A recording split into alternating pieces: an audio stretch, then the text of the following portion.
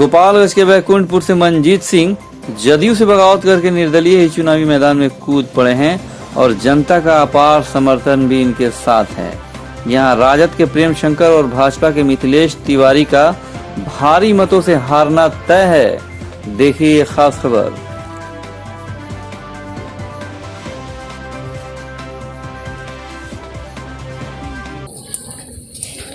देखिए, हम समता पार्टी के स्थापना कार्यकाल से हम इसके सदस्य रहे हैं और समता पार्टी की स्थापना जब हुई उस स्थापना में कार्यकाल में मेरे स्वर्गीय पिता ब्रजकिशोर नारायण सिंह जी भी थे और उनके निधन के बाद 1996 से लगातार हम समता पार्टी से लेकर जदयू के एक कर्मठ कार्यकर्ता के रूप में हम कार्य करते रहे और 2 बार हमको प्रतिनिधित्व करने का मौका मिला। लेकिन हमको एकदम आश्चर्य है कि इस बार सुप्रीम कोर्ट का जो निर्णय है कि किसी भी दागी उम्मीदवार को यदि उम्मीदवार बनाया जाता है तो यह पार्टी दल को बताना होगा कि किसी भी दागी को क्यों उम्मीदवार पार्टी ने बनाया। एनडीए से यहाँ पर श्री मिथिलेश तिवारी को जो प्रत्याशी बनाया गया उनके ऊपर भ्रष्टाचार के मुकदमे हैं और दीनदयाल उपाध्याय इंटर कॉलेज खजुरिया में 50 लाख के गमन के वो आरोपी हैं। ये तो पिछले बार चुनाव में भी इस तरह का चर्चा चल रहा था, बहुत पहले से ये दीनदयाल वाला मामला था।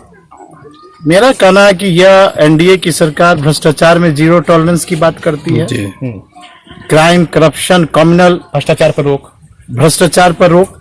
लेकिन जितने भी प्रत्याशी बनाए गए आप उनके रिकॉर्ड इतिहास को उठाकर देखिए, या तो अपराधी को टिकट बनाया गया या भ्रष्टाचारी को उम्मीदवार बना दिया गया या अपराधी को यह टिकट देने में इनको दिक्कत हुई तो उनके परिवार के सदस्य को बनाया गया। करनी कथनी में सरकार का अंतर है।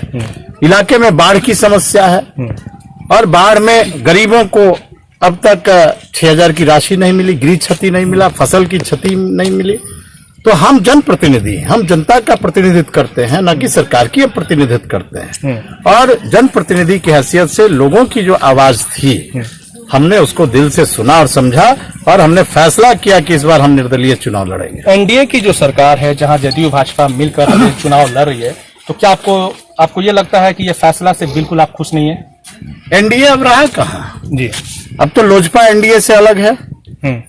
और रामविलास जी, कल उनका आकस्मिक निधन है, हम उनको श्रद्धांजलि अर्पित करते हैं।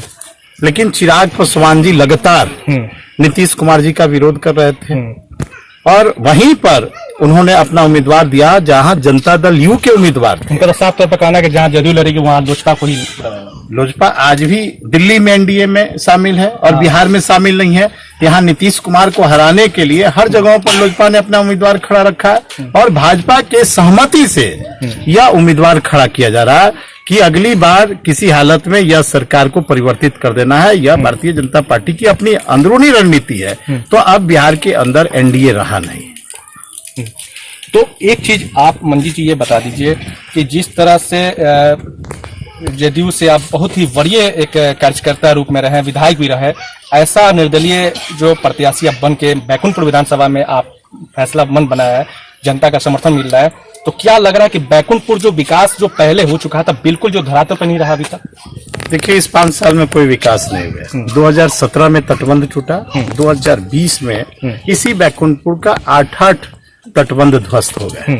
कोई बांधों पर काम नहीं हुआ, तटबंध, सड़कियों, जमींदारी बांधों पर काम नहीं हुए। किसानों का फसल क्षति की राशि नहीं मिल रही है। जो भी वादे किए गए उस वादे में एक भी खड़ा नहीं उतरे।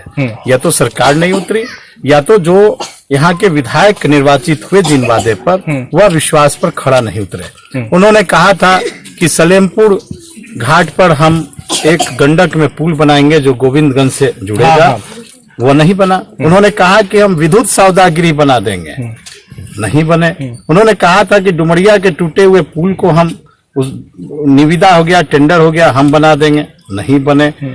उन्होंने यह कहा इन गरीबों के बीच कि हर साल अपने तनख्वाह के पैसे से हम 51 गरीब के बेटियों का हम शादी कराएंगे। उन्होंने, आप पूछ लीजिए, एक भी लड़कियों का उन्होंने 5 वर्षों में शादी नहीं कराया। तो लोगों को दिग्भ्रमित करके फिर आखिर 5 साल में किए क्या? ये चबूतरा इनका विकास का आधार रहा। यह चबूतरा का ही विकास ये किए, गांव का विकास नहीं किए, किसान का विकास नहीं किए, इंसान का विकास नहीं किए, क्षेत्र में किसी प्रकार का विकास का काम इन्होंने रचनात्मक नहीं किया। सारे जगहों पर चबूतरा बनाए। यहाँ पर हमने पॉलिटेक्निक कॉलेज की स्थापना कराई, ENM कॉलेज का स्थापना हमने कराया। अपने समय में कई नवसृजित प्राथमिक विद्यालय हमने खोला है। हम एक एजुकेशनल हब के रूप में हम इस बैकुंठपुर को बनाना चाहते थे और इंजीनियरिंग कॉलेज खोलने के लिए भी हमने संघर्ष किया। यहाँ तक पटना उच्च न्यायालय में हमने याचिका भी दायर किया, किसी हालत में एक एजुकेशनल हब हमारे नौजवान रोजगार लोगों को मिले और उच्च शिक्षा लोगों को प्राप्त हो। लेकिन किसी भी प्रकार के इस तरह के महत्वपूर्ण कार्यों में उनकी रुचि नहीं रही। और 33 ऐसे प्राथमिक नवसृजित विद्यालय हैं जहां हमारे बच्चे के भविष्य हैं, वो आज भी भवनहीन है, सुविधा विहीन है, अंधकार में। अगर वो विधायक मद का पैसा मिला तो वह चाहते तो अपने विधायक मद के पैसा से नवसृजित प्राथमिक विद्यालय गांव में बच्चों के भविष्य के लिए बनाते। लेकिन बच्चों के भविष्य के निर्माण में उनकी दिलचस्पी नहीं रही। वह चबूतरा में का विकास करना ही उनकी प्राथमिकता रही है। यही कारण है कि हर जगह पर हर सवाल उनसे हो रहे हैं।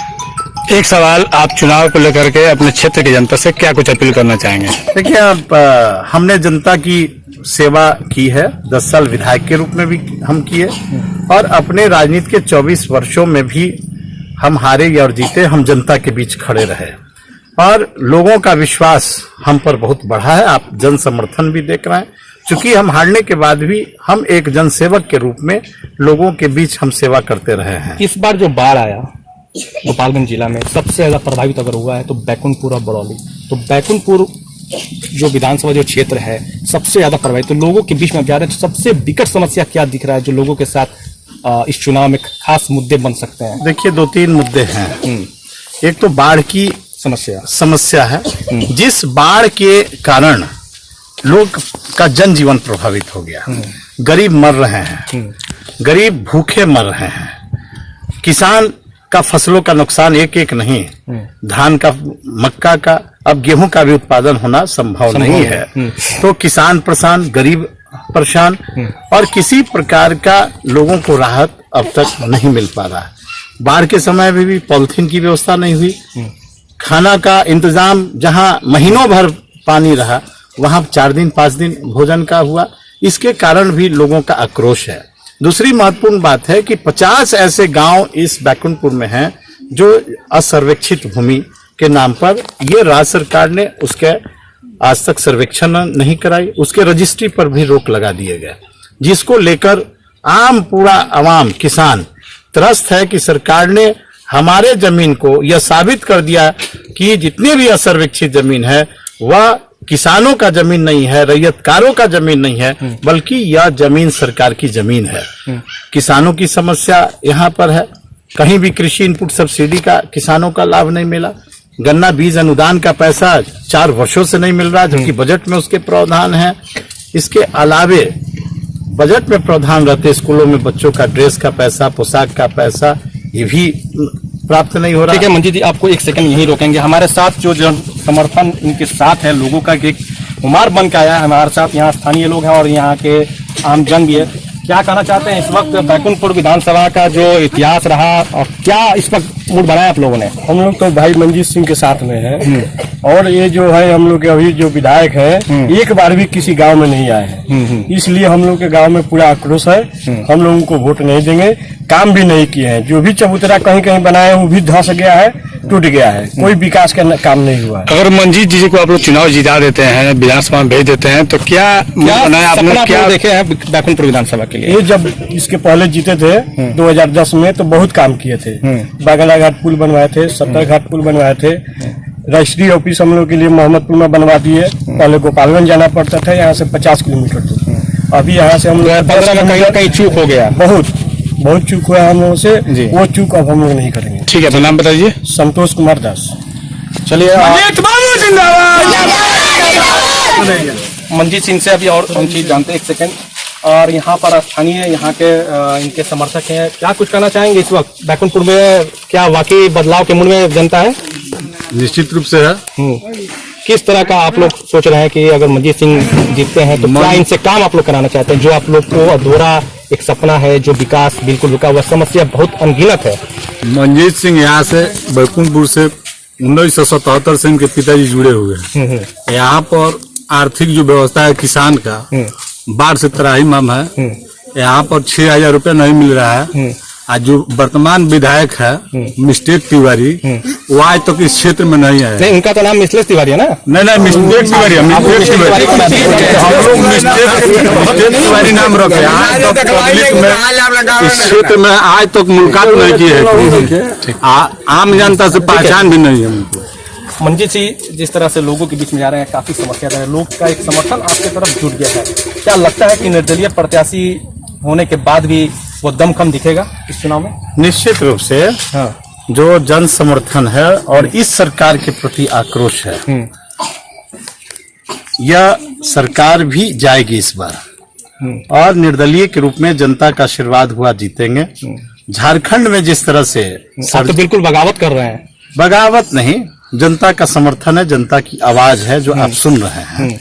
जिस तरह से सरजुग राय ने इतिहास रचा झारखंड के मुख्यमंत्री को हराकर, उसी गलतफहमी में ये सरकार भी है। और जिस तरह का सरकार के प्रति लोगों का आक्रोश है, निश्चित रूप से यह सरकार का भी जाना तय है। जनता अगर इस वक्त आपको विधानसभा पहुंचाने का काम करती है तो क्या रोड मैप तैयार किए हैं इन लोगों के लिए? बहुत सारे हमारे अधूरे काम हैं, जिस काम को पूरा करना हमारा लक्ष्य है। हमारे चैनल के माध्यम से बैकुंठपुर के तमाम लोगों को क्या अपील करेंगे, इस वक्त क्या मुंड बनाए और क्या आप अपील करेंगे लोगों से? देखिए, बैकुंठपुर के लोगों से अपील है, लोग सहयोग करें, लोग मुझको अपना आशीर्वाद दें, ताकत दें। और जो एक जनता की आवाज बनकर हम विधानसभा में जाएंगे तो बड़ी मजबूती से, या हम विपक्ष में बैठे भी तो बहुत मजबूती से जनता के सवालों को सरकार तक पहुंचाएंगे और हर सवालों पर सरकार से उसका जवाब लेंगे और जनमानस की जो समस्याएं हैं उसका हम निदान करके और बैकुंठपुर की जनता के विश्वासों पर हम खड़ा उतरने की कोशिश करेंगे। चलिए।